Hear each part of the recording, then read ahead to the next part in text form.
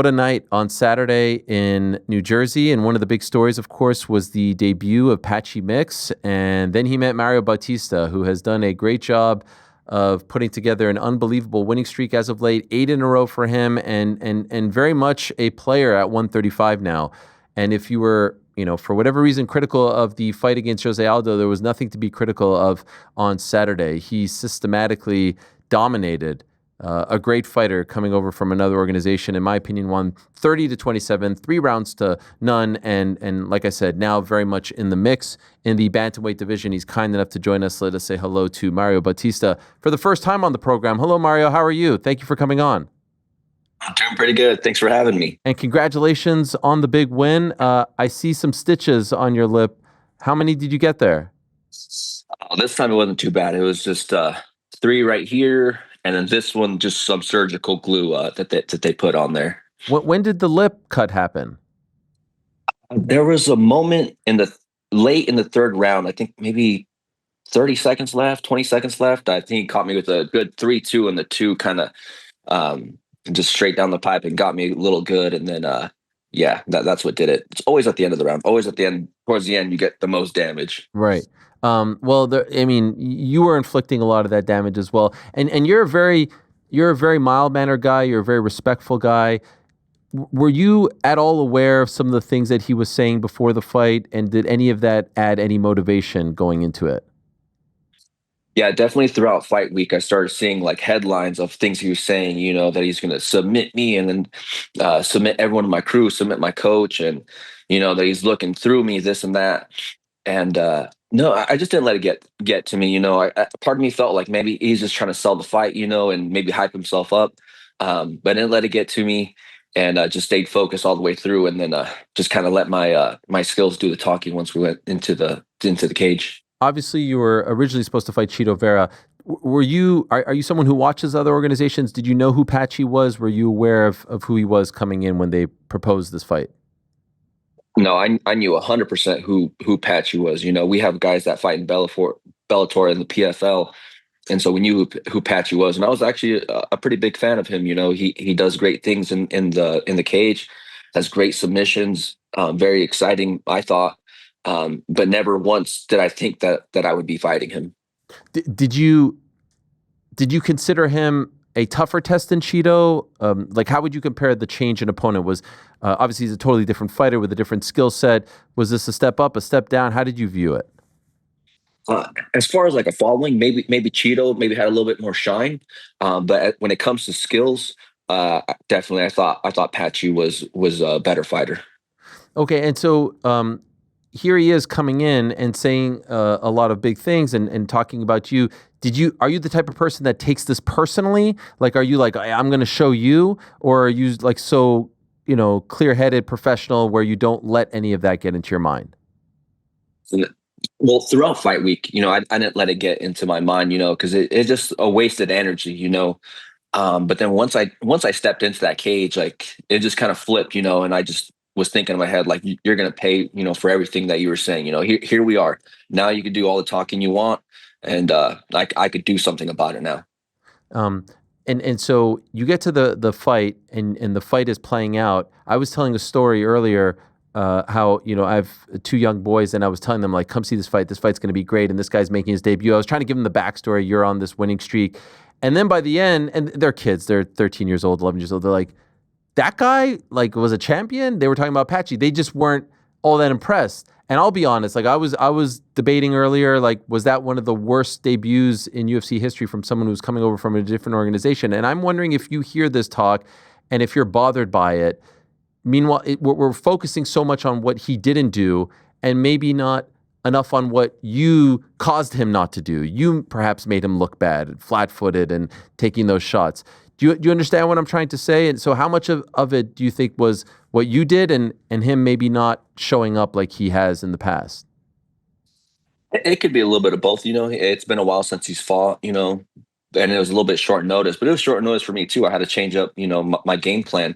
But a lot, I think, that had to do with it is what I was doing in the cage, moving around, sticking and moving, not letting him grab me, staying away from where he's good at the whole 15 minutes.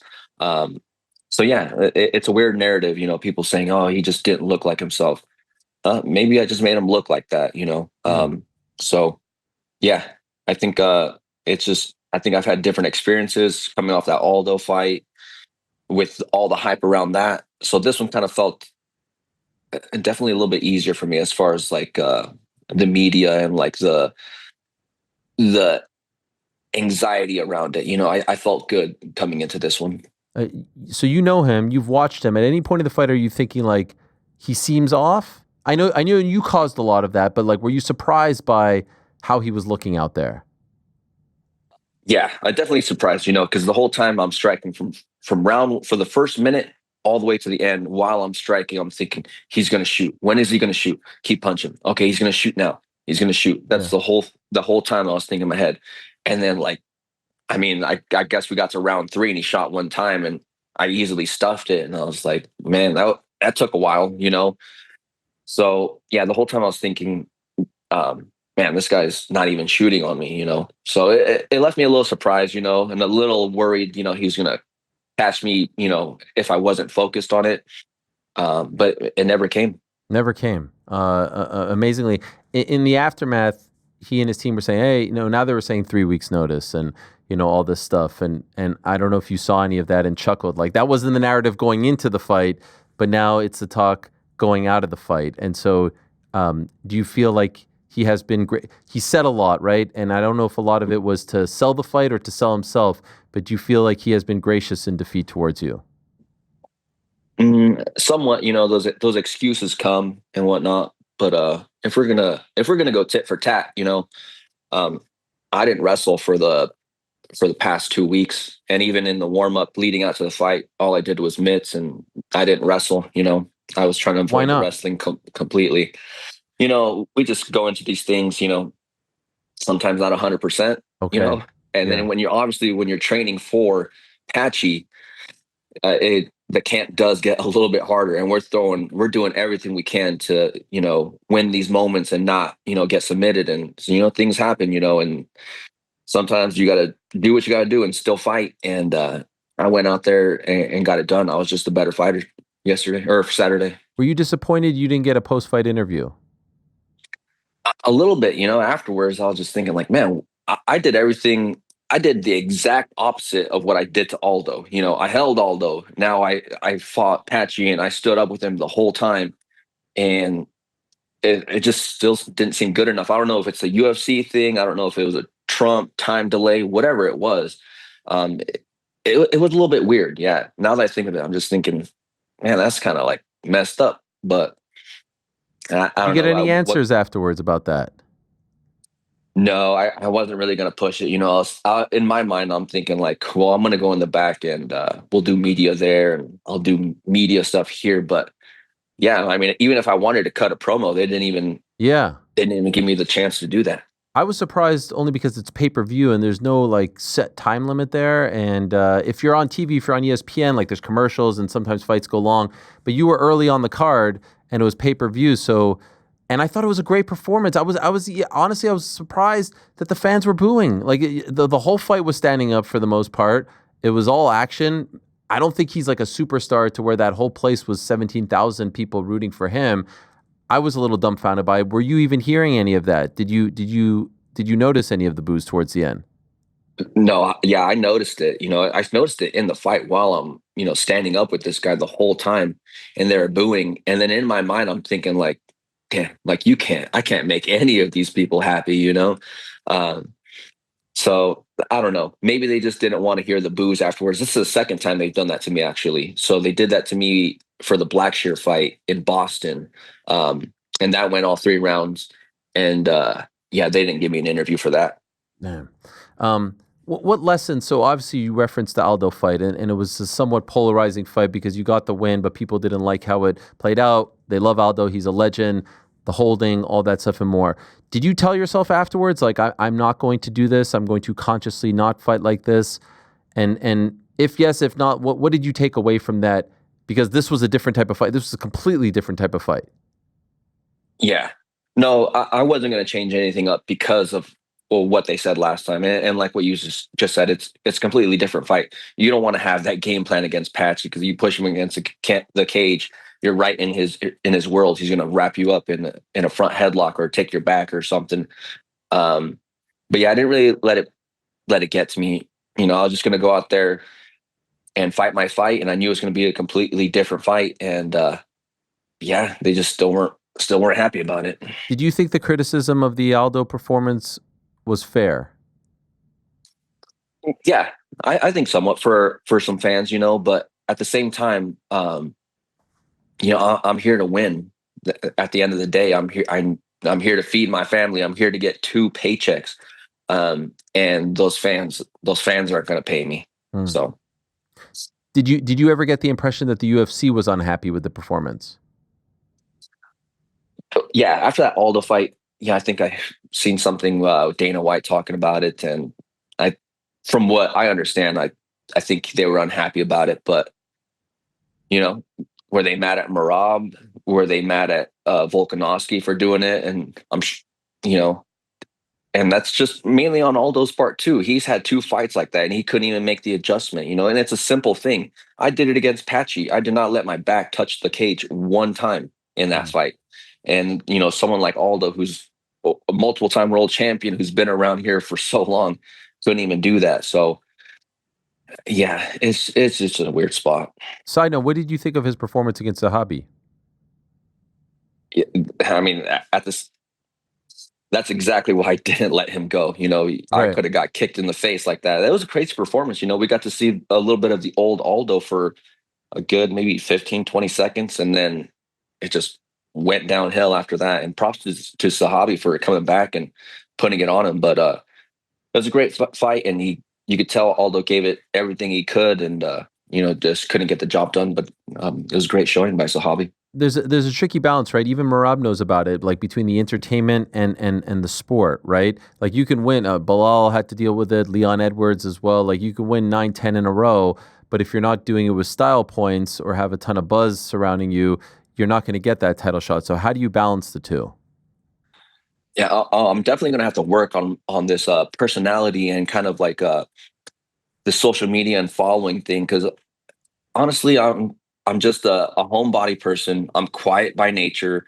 All I do is just go to the gym, come back, hang out with my family, and that's all I do. So I just need to start figuring out how I can get my name out there, a little bit more attention, good attention anyway, just to promote myself and get myself, closer to that title shot. Because apparently that's what it takes nowadays. You just can't win 8 straight fights, and you can't even get into the top 5. So yeah, it's I'm gonna need to work on that. Do you think this win gets you in the top 5? I certainly hope so. I think if Patchy won, there'd be talks about him fighting Marab Yeah. or getting into the top 5.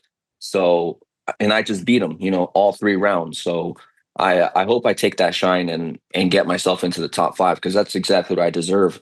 I was just talking about it this morning. I have the third longest win streak in the history of the bantamweight division, and I'm second for the active bantamweight division with Murad being right above me, and he's the champion. And I'm top 10. I'm number 10 right now, and I'm not even in the top 5 with this win streak. So yeah, I don't know what else what I could really do. So if it was up to you, who do you want next?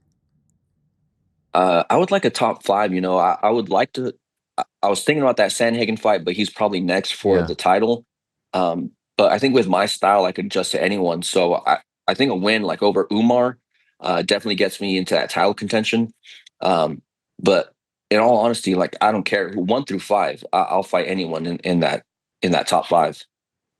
And so I saw that you said in your post fight press conference you'd like to come back by the end of the year. I'm Yes, yeah, assuming. because I fought in October last year, and it's taken this long to fight again, and I don't really want to wait that long again. Time goes by so fast. I'm getting a little bit older, and I just want to get as much done as I can. So I would like to fight by the end of this year.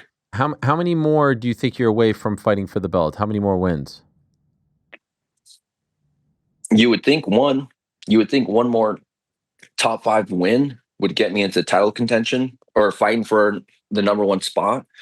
Um, So realistically, I think one or two more, and then we'll be talking about the title. My name will be right there. Did you watch Merab's win over Sean? And if so, what do you think of it? Yeah, I was actually just watching it right now, rewatching it again.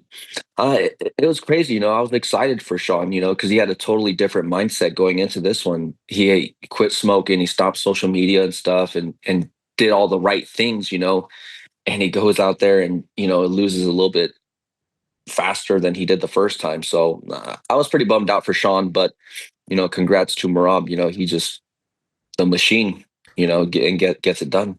Do you think Corey, I don't want to say has a chance, but do you think he could beat Merab? He's definitely going to have to knock him out. That's the same thing I was saying about Sean. Sean would have to knock him out. So Corey's going to have to knock out Merab to win that fight because Merab won't stop coming. And I think the fight with Umar and Sandhagen kind of shows like where Sandhagen's at with the wrestling. And I think Merab's just going to make it even worse than the Umar Sandhagen fight. So I have Merab winning that fight. When you watch Merab now, do you think of yourself fighting him? Do you start to like think like this? I would do this. I could beat him here. 100%. I think I'm one of the few guys in this, especially in the top 10, that has like the best chance against Merab, and not necessarily because I'm the most skillful, but I think I just have the cardio to keep up with Merab and to keep trying to create damage with him. There's very few guys that can keep up with Merab, and I think I would give him real big problems being able to keep up with him. Yeah, so there it is. There's the top 10 now. This hasn't been updated yet. It gets updated tomorrow as far as the UFC is concerned. But you've got Song Yadong there. Corey's going to fight for the belt. Umar Yan is booked. So maybe it is that Umar fight. Yeah, I don't like Umar. And yeah, Figgy's hurt. Henry, he better not even ask for this because I'm going to turn that down. He had his chance. Really? And, when? I talked to him right after the Aldo fight. He got online and said some things. So I seen him at an LFA and, I kind of confronted him about it. And then all he could say was, "Oh, you're just a boring fighter, this and that." And then he goes out there and has that, that performance that he did against Song. So yeah, he had his chance. So hopefully he doesn't even call me out. I don't want to even embarrass him. Although that's a high profile fight for you, no? It is, but he's number 9 right there, so that's not even what I'm asking for. Sure. And I don't know, I would just like to make him mad, but just by saying no, so it'd be fun. A bit of an Arizona turf war. Somewhat, yeah. He just, he just says all these things, the cringe king. So, did you get your in and out afterwards? Most importantly. Yeah, I was doing that. I was doing that little interview, and I'm like, "Oh, I'm gonna get in and out," and she's just like looking at me like she has no clue, and I'm just like, "Oh, that was weird." Everyone loves in and out, but I keep forgetting. I don't think in and out's on the East Coast. No, it's not. It's not. I hope you weren't looking for it. No.